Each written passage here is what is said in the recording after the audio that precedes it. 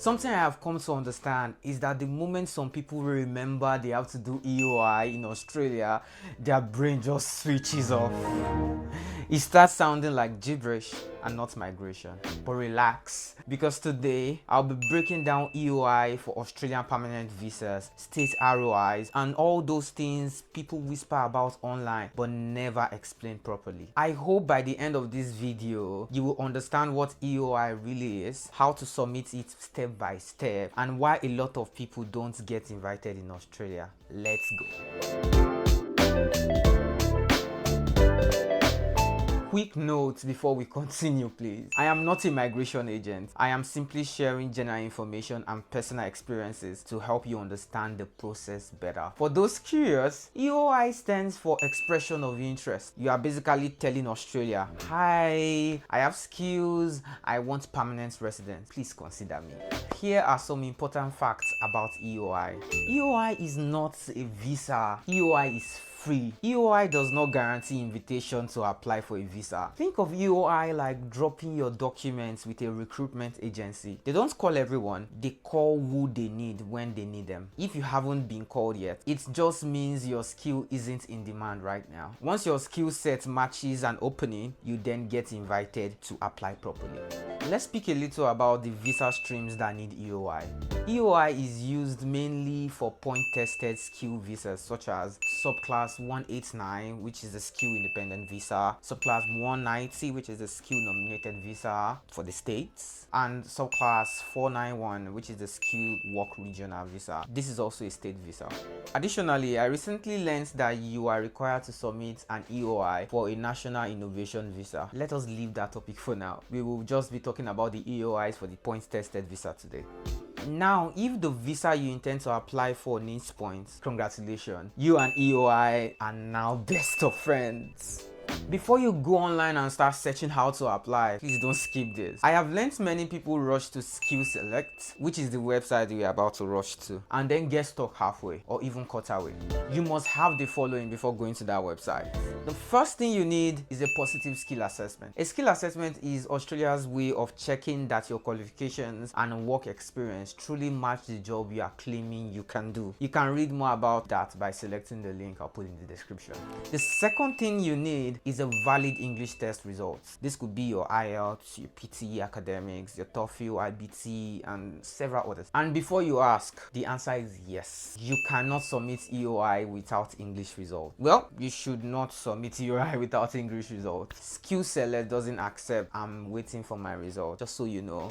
Now let's go through the step-by-step process on how to submit your EOI. Step 1, go to the SkillSelect website. Now I allow you to go now, you can go. You can go there through Home Affairs website by just going to homeaffairs.gov.au and then navigating to the SkillSelect section and click Submit an Expression of Interest. Or you could just visit the link I'll put in the description and select Submit an EOI. If you already have an account, you are one step ahead of everybody right now. Simply log in, complete the two-factor authentication and select Update EOI. You will then be taken to the same page as users creating an account for the first time, except yours will be already pre-filled with your details. As if you've done that. You are free to review and update any information as needed. Now let me talk to you people that haven't created an account yet. You will put in your details here. There's a confusing question to me there though. The question is the client a citizen of the country of passport? I am so confused. I need someone to lecture me. I used to think you can only have a country's passport if you're a citizen of that country. Well, you must answer that question too.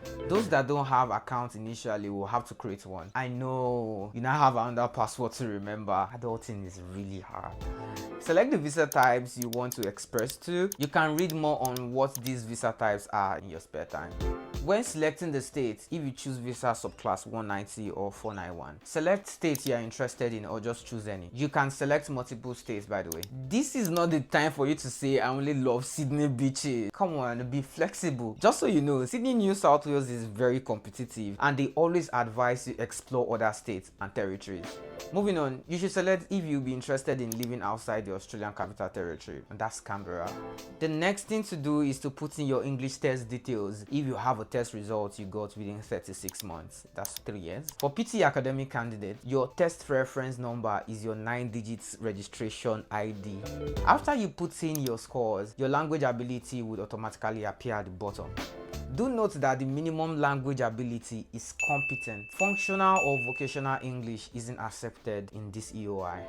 Then add your education history. You will have to select if your study meets the Australian study requirement for skill migration points test. To know if your degree meets the study requirement, you should read this or select the link in the description for more information. If your degree meets the requirement, you will have to indicate if you achieved a postgraduate specialist qualification. This answers the question if you received a postgraduate degree by research, like PhD or Masters by research. You will also indicate if you got your degree after you studied in a designated regional area. You will lastly select if you have obtained credentialed community language qualification from NATI. You can find out more about this by selecting the NATI link in the description.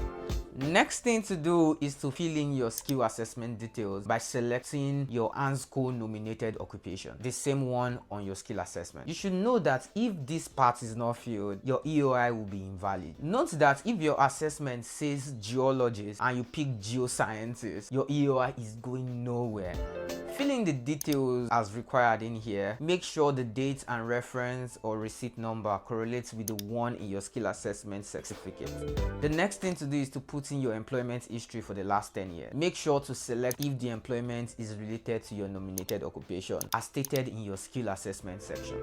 Honesty is key here, and make sure you have your references handy. Also, answer yes or no if you have completed the Gazette professional year in Australia in the last 48 months. You can find out more about what this professional year means by selecting the link in the description. It is now time for you to start confirming your details. Make sure to check before confirming. After, you then make some declaration. Do well to read through them before selecting yes. You won't be able to move forward if you don't select yes anyways. SkillSelect then calculates your points automatically. If your points look lower than expected, don't panic. Australia only counts specific years of experience, not the entire life story.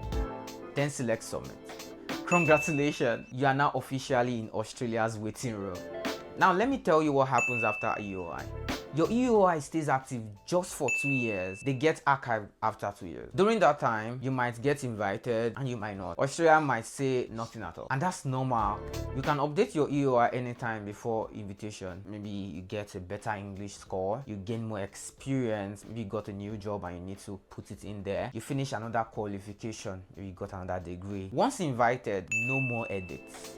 Another thing you should know is that your EOI points can get updated automatically for factors like your age, years of experience, the validity of your English test score.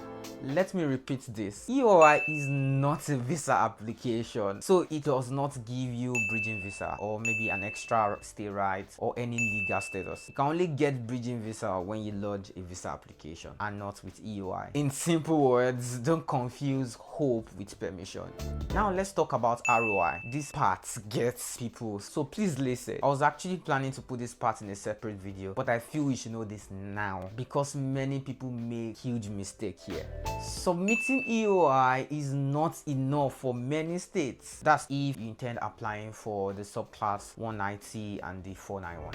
Some states say, okay, Australia knows you, but do we know you? That's where ROI comes in.